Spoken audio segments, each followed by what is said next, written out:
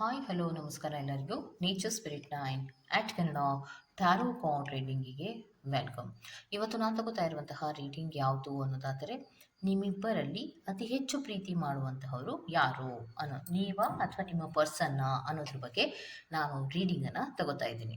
Okay, so ನೀವು ನಿಮ್ಮ ಪರ್ಸನನ್ನು ಅತಿ ಹೆಚ್ಚು ಪ್ರೀತಿ ಮಾಡ್ತೀರೋ ಅಥವಾ ನಿಮ್ಮ ಪರ್ಸನ್ ನಿಮ್ಮನ್ನು ಅತಿ ಹೆಚ್ಚು ಪ್ರೀತಿ ಮಾಡ್ತಾರೋ ಅನ್ನೋದ್ರ ಬಗ್ಗೆ ನಾವು ರೀಡಿಂಗನ್ನು ತಗೋತಾ ಇರೋದು. ಓಕೆ, ಸೊ ಇದೆಲ್ಲವೂ ಕೂಡ ಇನ್ ಜನರಲ್ ಆಗಿರುವಂತಹ ರೀಡಿಂಗ್ ಆಗಿರೋದ್ರಿಂದ ನಿಮಗೆ ರೆಸೋನೇಟ್ ಆದರೆ ಮಾತ್ರ ತಗೊಳ್ಳಿ. ಹಾಗೇನೆ ಸ್ಕ್ರೀನ್ ಮೇಲೆ ಕಾಣ್ತಾ ಇರುವಂತಹ ಒಂದು ನಂಬರ್, ಅದು ಪರ್ಸನಲ್ ರೀಡಿಂಗಿನ ನಂಬರ್ ಆಗಿರುತ್ತೆ. ಯಾರಿಗೆಲ್ಲ ಪರ್ಸನಲ್ ರೀಡಿಂಗಿನ ಅವಶ್ಯಕತೆ ಇದೆಯೋ ಅವರೆಲ್ಲರೂ ಕೂಡ ವಾಟ್ಸಪ್ ಮೆಸೇಜನ್ನು ಮಾಡೋದ್ರ ಮೂಲಕ ಪೇ ಮಾಡಿ ನಿಮ್ಮ ರೀಡಿಂಗ್ಸ್ಗಳನ್ನು ನೀವು ತಗೋಬಹುದಾಗಿರುತ್ತೆ. ಓಕೆ, ಸೊ ರೀಡಿಂಗ್ಗಳನ್ನು ಮಾಡೋದಕ್ಕೆ ಮುಂಚಿತವಾಗಿ ಪ್ಲೀಸ್ ಸೆಲೆಕ್ಟ್ ಯುವರ್ ಆಪ್ಷನ್. ನಿಮ್ಮ ಆಪ್ಷನ್ಗಳನ್ನು ಸೆಲೆಕ್ಟ್ ಮಾಡ್ಕೊಳ್ಳಿ. ರೆಡ್ ಕಲರ್ ಇರುವಂತಹ ಹೈಬಿಸ್ಕಸ್ ಅನ್ನು ನೀವು ಸೆಲೆಕ್ಟ್ ಮಾಡ್ಕೊಂಡ್ರೆ ಪಾಯಲ್ ನಂಬರ್ 1, ಬ್ಲೂ ಕಲರ್ ಇರುವಂತಹ ಹೈಬಿಸ್ಕಸ್ ಅನ್ನು ನೀವು ಸೆಲೆಕ್ಟ್ ಮಾಡ್ಕೊಂಡ್ರೆ ಪಾಯಲ್ ನಂಬರ್ 2 ಆಗಿರುತ್ತೆ. ಆಯ್ಕೆಯನ್ನ ಮಾಡ್ಕೊಳ್ಳುವಾಗ ಬಹಳ ಕಾನ್ಸಂಟ್ರೇಷನ್ ಇಂದ ಆಯ್ಕೆಯನ್ನ ಮಾಡ್ಕೊಳ್ಳಿ. ಸೊ ನಿಮಗೆ ಈ 2 ಫ್ಲವರ್ಗಳಲ್ಲಿ ಯಾವುದು ತುಂಬಾ ಅಟ್ರಾಕ್ಟ್ ಆಗುತ್ತೋ ಆ ಫ್ಲವರ್ ಅನ್ನ ಆಯ್ಕೆ ಮಾಡ್ಕೊಳ್ಳೋದ್ರ ಮೂಲಕ ನೀವು ಪ್ರೀತಿಯ ವಿಚಾರಕ್ಕೆ ಸಂಬಂಧಪಟ್ಟಂತೆ ನೀವು ಅತಿ ಹೆಚ್ಚು ನಿಮ್ಮ ಪರ್ಸನ್ ಅನ್ನ ಪ್ರೀತಿ ಮಾಡ್ತಿರೋ ಅಥವಾ ನಿಮ್ಮ ಪರ್ಸನ್ ನಿಮ್ಮನ್ನ ಅತಿ ಹೆಚ್ಚು ಪ್ರೀತಿ ಮಾಡ್ತಾರೋ ಅನ್ನೋದ್ರ ಬಗ್ಗೆ ಖಂಡಿತವಾಗಿಯೂ ನೀವು ರೀಡಿಂಗ್ ಅನ್ನ ತಗೋಬಹುದಾಗಿರುತ್ತೆ. ಓಕೆ, ಹಾಗೇನೆ ಡಿಸ್ಕ್ರಿಪ್ಷನ್ ಬಾಕ್ಸ್ ನಲ್ಲಿ ಪ್ರತಿ ಪೈಲ್ನ ಟೈಮಿಂಗ್ಸ್ ಅನ್ನ ಕ್ಲಿಯರ್ ಆಗಿಯೇ ಮೆನ್ಷನ್ ಮಾಡಿರ್ತೀನಿ.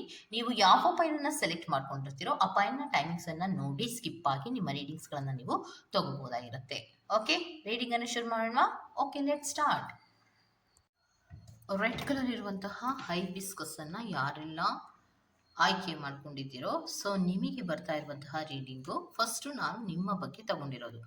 ನೀವು ನಿಮ್ಮ ಪರ್ಸನ್ ಅನ್ನ ಎಷ್ಟು ಇಷ್ಟಪಡ್ತೀರಾ ಅನ್ನೋದ್ರ ಬಗ್ಗೆ ಹೇಳೋದಾದ್ರೆ, ಖಂಡಿತವಾಗಿಯೂ ನೀವು ನಿಮ್ಮ ಪರ್ಸನ್ ಅನ್ನ ಸ್ಟೇಬಲ್ ಆದಂತಹ ರೀತಿಯಲ್ಲಿ ನೀವು ಪ್ರೀತಿಯನ್ನು ಮಾಡುವಂಥದ್ದನ್ನು ರೆಪ್ರೆಸೆಂಟ್ ಮಾಡ್ತಾ ಇದೆ. ಅಂದರೆ ಅತಿ ಹೆಚ್ಚು ಪ್ರೀತಿಯನ್ನು ಮಾಡ್ತೀರಾ, ಯಾವಾಗಲೂ ಕೂಡ ಅವರ ನೆನಪಿನಲ್ಲಿಯೇ ಇರ್ತೀರಾ, ಮತ್ತು ಎಮೋಷನಲ್ ವಿಚಾರಗಳಲ್ಲಿ ನೀವು ಯಾವಾಗಲೂ ಕೂಡ ಅವರ ಬಗ್ಗೆ ಯೋಚನೆಯನ್ನು ಮಾಡ್ತಾನೇ ಇರ್ತೀರಾ.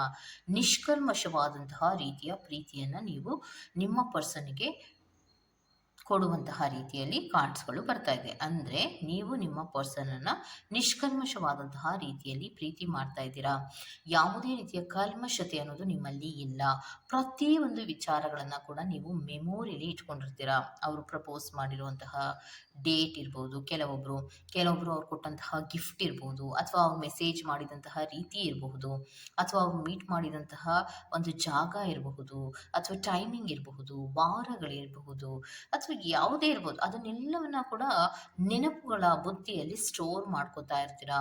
ಯಾವಾಗಲೂ ಕೂಡ ಅವರ ಬಗ್ಗೆನೇ ನೀವು ಯೋಚನೆ ಮಾಡ್ತಾ ಇರ್ತೀರಾ ಅನ್ನುವಂಥದ್ದನ್ನ ರೆಪ್ರೆಸೆಂಟ್ ಮಾಡ್ತಾ ಇದೆ. ಒಟ್ಟಿನಲ್ಲಿ ನಿಷ್ಕಲ್ಮಶವಾದಂತಹ ರೀತಿಯಲ್ಲಿ, ಪ್ರಾಮಾಣಿಕವಾದಂತಹ ರೀತಿಯಲ್ಲಿ ನೀವು ನಿಮ್ಮ ಪರ್ಸನ್ ಅನ್ನ ಪ್ರೀತಿ ಮಾಡ್ತಾ ಇದ್ದೀರಾ ಅನ್ನುವಂಥದ್ದನ್ನ ರೆಪ್ರೆಸೆಂಟ್ ಮಾಡ್ತಾ ಇದೆ. ಹಾಗಿದ್ರೆ ನಿಮ್ಮ ಪರ್ಸನ್ನು ಅದೇ ರೀತಿಯಲ್ಲಿ ನಿಮ್ಮನ್ನ ಇಷ್ಟಪಡ್ತಾ ಇದ್ದಾರಾ ಅನ್ನೋದನ್ನ ನೋಡೋದಾದ್ರೆ, ಖಂಡಿತವಾಗಿಯೂ ಅವರು ಕೂಡ ನಿಮ್ಮನ್ನ ಅಷ್ಟೇ ರೀತಿಯಲ್ಲಿಯೇ ಪ್ರೀತಿಯನ್ನು ಮಾಡ್ತಾ ಇದ್ದಾರೆ ಅನ್ನುವಂಥದ್ದನ್ನು ರೆಪ್ರೆಸೆಂಟ್ ಮಾಡ್ತಾ ಇದೆ. ಸೊ ಕೆಲವೊಬ್ಬರಿಗೆ ಈಕ್ವಲ್ ಗಿವ್ ಅಂಡ್ ಟೇಕ್ ಅನ್ನುವಂತಹ ರೀತಿಯಲ್ಲಿ ಪ್ರೀತಿಯನ್ನು ಮಾಡ್ತಾ ಇರುವಂಥದ್ದು. ನೀವು ಎಷ್ಟು ಪ್ರೀತಿಯನ್ನು ಕೊಡ್ತೀರೋ ಅದಕ್ಕಿಂತ ಡಬಲ್ ಆದಂತಹ ರೀತಿಯಲ್ಲಿ ನಿಮಗೆ ರಿಟರ್ನ್ ಆಗಿ ಪ್ರೀತಿಯನ್ನೇ ಕೊಡುವಂತಹ ಮನಸ್ಥಿತಿ ಅವರಲ್ಲಿಯೂ ಕೂಡ ಇದೆ. ನಿಷ್ಕಲ್ಮಶವಾದಂತಹ ರೀತಿಯಲ್ಲಿ ಅವರು ನಿಮಗೆ ಪ್ರೀತಿಯನ್ನು ಮಾಡ್ತಾ ಇರುವಂತಹ ಸಾಧ್ಯತೆಗಳಿದೆ. ಮತ್ತು ಅವರದ್ದೇ ಆದಂತಹ ಒಂದು ರೀತಿಯ ಪ್ಯಾಷನ್ ಅನ್ನೋದು ಅವರಲ್ಲಿ ಇದೆ. ಸೊ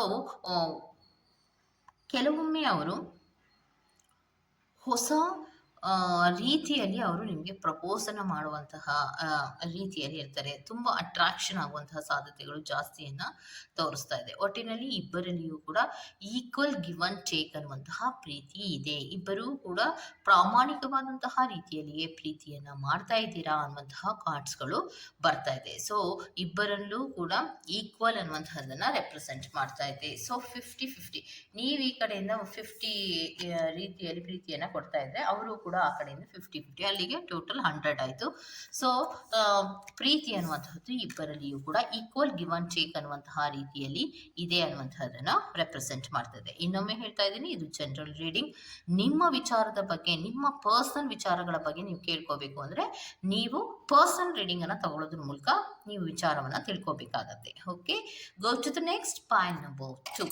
ಯಾರೆಲ್ಲ ಬ್ಲೂ ಕಲರ್ ಇರುವಂತಹ ಹೈಬಿಸ್ಕಸ್ ಅನ್ನ ಆಯ್ಕೆ ಮಾಡ್ಕೊಂಡಿದ್ದೀರೋ, ಸೊ ನಿಮಗೆ ಯಾವ ರೀತಿಯ ರೀಡಿಂಗ್ ಬರುತ್ತೆ ಅನ್ನೋದನ್ನ ನೋಡೋಣ. ಓಕೆ, ಪಾಯಿಂಟ್ ನಂಬರ್ 2 ನಿಮಗೆ ಬರ್ತಾ ಇರುವಂತಹ ಡೀಟೇಲ್ಸ್ ಏನು ಅನ್ನೋದಾದರೆ, ನೀವು ನಿಮ್ಮ ಪರ್ಸನ್ ಅನ್ನ ಎಷ್ಟು ಇಷ್ಟಪಡ್ತೀರಾ ಅಂದರೆ ವಿತ್ಡ್ರಾಲ್ ಅನ್ನ ರೆಪ್ರೆಸೆಂಟ್ ಮಾಡ್ತಾ ಇದೆ, ಲೆಟಿಂಗ್ ಗೋ ಅನ್ನ ರೆಪ್ರೆಸೆಂಟ್ ಮಾಡ್ತಾ ಇದೆ. ಸೊ ಪ್ರೀತಿ ಬೇಡ, ಏನೂ ಬೇಡ ಅನ್ನುವಂತಹ ಮನಸ್ಥಿತಿಗಳಲ್ಲಿ ಇರುವಂತಹದ್ದನ್ನ ರೆಪ್ರೆಸೆಂಟ್ ಮಾಡ್ತಾ ಇದೆ. ಯಾತಕ್ಕೆ ಆ ರೀತಿ ರೆಪ್ರೆಸೆಂಟ್ ಮಾಡ್ತಾ ಇದೆ ಅಂದರೆ, ನೀವು ನಿಮ್ಮ ಪರ್ಸನ್ನಿಗೋಸ್ಕರ ಎಷ್ಟೇ ಟೈಮನ್ನು ಕೊಟ್ಟರು, ಏನೇ ಪ್ಲ್ಯಾನ್ಗಳನ್ನು ಮಾಡಿ ಪೇಷನ್ಸ್ ಆಗಿರುವಂತಹ ಪ್ರಯತ್ನವನ್ನು ಮಾಡ್ತಾ ಇದ್ರೂ ಕೂಡ ನಿಮ್ಮ ಪರ್ಸನ್ ನಿಮ್ಮ ಕಡೆಗೆ ಗಮನ ಕೊಡ್ತಾ ಇಲ್ಲ ಅನ್ನುವಂಥದ್ದನ್ನು ರೆಪ್ರೆಸೆಂಟ್ ಮಾಡ್ತಾ ಇದೆ. ನೀವು ಏನೇ ಅವರ ವಿಚಾರದಲ್ಲಿ ರೆಸ್ಪಾನ್ಸಿಬಿಲಿಟೀಸನ್ನು ತಗೊಂಡು ಪ್ರೀತಿಯ ಶೇರಿಂಗ್ಗಳ ವಿಚಾರದಲ್ಲಿರ್ಬೋದು, ಫೀಲಿಂಗ್ಗಳ ವಿಚಾರದಲ್ಲಿರ್ಬೋದು, ಅವರ ಕೆಲಸಗಳ ವಿಚಾರದಲ್ಲಿರ್ಬೋದು, ಜವಾಬ್ದಾರಿಯ ವಿಚಾರದಲ್ಲಿರ್ಬೋದು, ಏನೇ ಕೆಲಸಗಳನ್ನು ನೀವು ಅವರಿಗೆ ಸಹಾಯದ ರೀತಿಯಲ್ಲಿ ಮಾಡ್ತಾ ಇದ್ರೂ ಕೂಡ ಯಾಕೋ ನಿಮ್ಮ ಪರ್ಸನ್ ನಿಮ್ಮ ಕಡೆಗೆ ಅಷ್ಟೊಂದು ಗಮನವನ್ನು ಕೊಡ್ತಾ ಇಲ್ಲ ಅನ್ನುವಂಥದ್ದನ್ನ ರೆಪ್ರೆಸೆಂಟ್ ಮಾಡ್ತಾ ಇದೆ. ನೀವೊಂಥರ ಹೆಲ್ಪ್ಲೆಸ್ ಥರ ಇದ್ದೀರಾ. ಏನೇ ಪ್ರೀತಿಯನ್ನು ತೋರಿಸಿದ್ರು ಕೂಡ ಆ ಕಡೆಯಿಂದ ಯಾವುದೇ ರೀತಿಯ ಕಾಳಜಿ ಆಗಲಿ ಪ್ರೀತಿ ಆಗಲಿ ಬರ್ತಾ ಇಲ್ವಲ್ಲ ಅನ್ನುವಂತಹ ಬೇಜಾರು ನಿಮ್ಮಲ್ಲಿ ಇದೆ ಅನ್ನುವಂಥದ್ದನ್ನ ರೆಪ್ರೆಸೆಂಟ್ ಮಾಡ್ತಾ ಇದೆ. ಎಷ್ಟೋ ವಿಚಾರಗಳು ನಿಮಗೆ ಅರ್ಥನೇ ಆಗ್ತಾ ಇಲ್ಲ, ಸ್ವಲ್ಪ ಕನ್ಫ್ಯೂಷನ್ಸ್ ಆಗ್ತಾ ಇದೆ. ನಿಮ್ಮ ಪ್ರೀತಿಯ ವ್ಯಕ್ತಿಯ ಬಗ್ಗೆ ನಿಮಗೆ ಹಲವಾರು ರೀತಿಯ ಕನ್ಫ್ಯೂಷನ್ಸ್ಗಳು ನಿಮ್ಮಲ್ಲಿ ಇದೆ ಅನ್ನುವಂಥದ್ದನ್ನ ರೆಪ್ರೆಸೆಂಟ್ ಮಾಡ್ತಾ ಇದೆ. ಯಾತಕ್ಕೋಸ್ಕರ ಹಲವಾರು ರೀತಿಯ ಕನ್ಫ್ಯೂಷನ್ಸ್ಗಳು ಆಗುತ್ತೆ ಅನ್ನೋದು ನಿಮ್ಮ ಪರ್ಸನಿನ ಕಡೆಗೆ ರೀಡಿಂಗ್ ಮಾಡಿದಾಗ ನಿಮಗೆ ಗೊತ್ತಾಗತ್ತೆ. ಓಕೆ, ಸೊ ಇನ್ನೊಂದು ಏನು ಅಂದರೆ, ಯಾಕೋ ಪ್ರೀತಿ ಅನ್ನೋದು ತುಂಬ ಬರ್ಡನ್ ಆಗ್ತಾ ಇದೆಯಲ್ಲ ಅನ್ನುವಂತಹ ಫೀಲು ನಿಮ್ಮ ಮನಸ್ಸಿನಲ್ಲಿ ಬರ್ತಾ ಇರುವಂತಹದ್ದನ್ನ ರೆಪ್ರೆಸೆಂಟ್ ಮಾಡ್ತಾ ಇದೆ. ಈಕ್ವಲ್ ಗಿವ್ ಅಂಡ್ ಟೇಕ್ ಅನ್ನುವಂತಹ ಪ್ರೀತಿ ಏನೂ ಅಲ್ಲ. ಇಷ್ಟೇ ಬಾರಿ ನೀವು ಕಾಳಜಿಯನ್ನು ತೋರಿಸಿದ್ರು ನಿಮ್ಮ ಪರ್ಸನಿನ ಕಡೆಯಿಂದ ಕಾಳಜಿ ಆಗಲಿ ಪ್ರೀತಿ ಆಗಲಿ ಟೈಮ್ ಆಗಲಿ ಏನನ್ನೂ ಕೂಡ ಅವರು ನಿಮಗೋಸ್ಕರವಾಗಿ ಕೊಡ್ತಾ ಇಲ್ಲ ಅನ್ನುವಂಥದ್ದನ್ನ ರೆಪ್ರೆಸೆಂಟ್ ಮಾಡ್ತಾ ಇದೆ. ಓಕೆ, ಸೊ ನಿಮ್ಮ ಪ್ರೀತಿಯ ವ್ಯಕ್ತಿಯ ಕಡೆಗೆ ನಿಮ್ಗೆ ಎಷ್ಟು ಪ್ರೀತಿ ಇದೆ ಅಂದರೆ, ಪ್ರೀತಿ ಇದೆ, ಬಟ್ ಅವರ ಕಡೆ ಅವರು ನನ್ನ ಬಗ್ಗೆ ಕಾಳಜಿ ತೋರಿಸದೇ ಇಲ್ಲದೆ ಇರೋದ್ರಿಂದ ಪ್ರೀತಿಯನ್ನ ಕೊಡೋದಕ್ಕಿಂತ ಹೆಚ್ಚಾಗಿ ನನಗೆ ಕನ್ಫ್ಯೂಷನ್ಸ್ ಇದೆ, ನನ್ನ ಮನಸ್ಸಿನಲ್ಲಿ ಹಲವಾರು ಪ್ರಶ್ನೆಗಳಿದೆ ಅನ್ನುವಂತಹ ಮನಸ್ಥಿತಿಗಳಲ್ಲಿ ನೀವಿರುವಂತಹ ಸಾಧ್ಯತೆಗಳಿದೆ ಅನ್ನುವಂಥದ್ದನ್ನ ರೆಪ್ರೆಸೆಂಟ್ ಮಾಡ್ತಾ ಇದೆ. ಇನ್ನು ನಿಮ್ಮ ಪರ್ಸನ್ನಿನ ಕಡೆ ಬರೋದಾದ್ರೆ, ನಿಮ್ಮ ಪರ್ಸನ್ ನಿಮ್ಮನ್ನ ಎಷ್ಟು ಪ್ರೀತಿ ಮಾಡ್ತಾರೆ ಅನ್ನೋದಾದ್ರೆ, ನಿಮ್ಮ ಪರ್ಸನ್ ನಿಮ್ಮನ್ನ ನೀವು ಹತ್ರ ಇದ್ದಾಗ ಅಥವಾ ನೀವು ಎದುರುಗಡೆ ಸಿಕ್ಕದಾಗ ಅಂತಹ ಸಂದರ್ಭದಲ್ಲಿ ಸ್ಯಾಟಿಸ್ಫ್ಯಾಕ್ಷನ್ ಏನೋ ಡೌಟ್ ಬರದ ಹಾಗೆ ಅವರು ನಿಮ್ಮನ್ನು ಮಾತಾಡಿಸ್ತಾರೆ. ಆದರೆ ಅವರು ಹೊಸ ಅಪರ್ಚುನಿಟೀಸ್ಗಳ ಕಡೆಗೆ, ಯೂನಿವರ್ಸ್ನಲ್ಲಿ ಕೆಲವೊಬ್ರು ಹೊಸ ಅಪರ್ಚುನಿಟೀಸ್ಗಳ ಕಡೆಗೆ ಗಮನವನ್ನು ಕೊಡುವಂತಹದ್ದನ್ನು ರೆಪ್ರೆಸೆಂಟ್ ಮಾಡ್ತಾ ಇದೆ. ಯಾಕೆ ಅನ್ನೋದಾದ್ರೆ, ಹಾಟ್ ಅಂಡ್ ಕೋಲ್ಡಿನಲ್ಲಿ ಇರ್ತಾರೆ.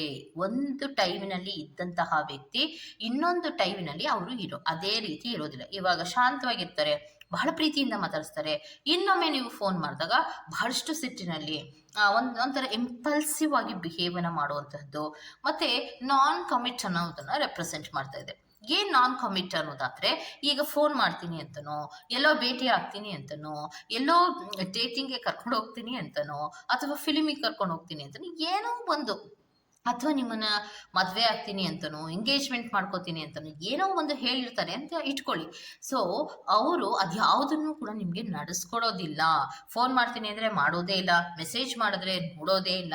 ಈ ರೀತಿಯ ಕೆಲವು ನಾನ್ ಕಮಿಟ್ ಅಲ್ಲಿ ಇರುವಂತಹ ಸಾಧ್ಯತೆಗಳಿರುತ್ತೆ. ಬಿಕಾಸ್ ಡಿಸ್ಹಾನೆಸ್ಟಿಯನ್ನು ರೆಪ್ರೆಸೆಂಟ್ ಮಾಡ್ತಾ ಇದೆ.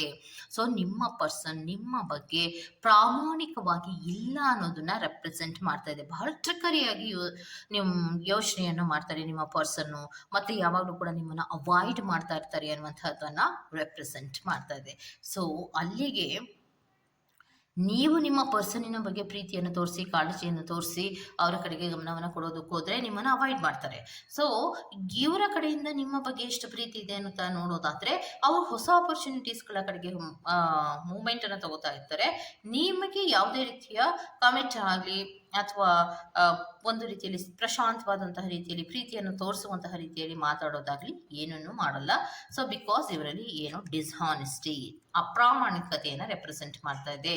ಸೊ ಪ್ರೀತಿ ಅಂತ ಬಾಯಿ ಮಾತಿನಲ್ಲಿ ಹೇಳ್ತಾರೆ ಹೊರತು ಪ್ರೀತಿಯ ಬೇರೊಂದು ಚೇಂಜಸ್ಗಳ ಕಡೆಗೆ ಇವರು ಗಮನವನ್ನು ಹರಿಸ್ತಾ ಇರೋದ್ರಿಂದ ನಿಮ್ಮಿಬ್ಬರ ಪ್ರೀತಿಯಲ್ಲಿ ನೀವು ಅವರನ್ನ ಪ್ರೀತಿ ಮಾಡೋದಾಗ್ಲಿ ಅವರು ನಿಮ್ಮನ್ನ ಪ್ರೀತಿ ಮಾಡೋದಾಗ್ಲಿ ಎರಡೂ ಕೂಡ ಒಂದು ರೀತಿಯಲ್ಲಿ ಅಸಮಾಧಾನದಲ್ಲಿಯೇ ಇದೆ ಅನ್ನುವಂಥದ್ದನ್ನ ರೆಪ್ರೆಸೆಂಟ್ ಮಾಡ್ತಾ ಇದೆ. ಓಕೆ, ಸೊ ಇದಿಷ್ಟು ಪಾ ನಂಬರ್ 2 ಅವರ ರೀಡಿಂಗ್ ಆಗಿರುತ್ತೆ. ಈ ತರಹದ ರೀಡಿಂಗ್ ನಿಮ್ಗೆ ಇಷ್ಟ ಆಗಿದ್ರೆ ದಯವಿಟ್ಟು ಸಬ್ಸ್ಕ್ರೈಬ್ ಮಾಡಿ, ಪಕ್ಕದಲ್ಲೇ ಇರುವಂತಹ ಬೆಲ್ ಐಕಾನ್ ಪ್ರೆಸ್ ಮಾಡಿ. ನಾನು ನಿಮ್ಮನ್ನ ಮತ್ತೊಂದು ರೀಡಿಂಗ್ ಗಳಲ್ಲಿ ಸಿಗ್ತೀನಿ ಅಂತ ಹೇಳ್ತಾ ಅಲ್ಲಿವರೆಗೂ ಚೆಕ್ ಬಾಯ್.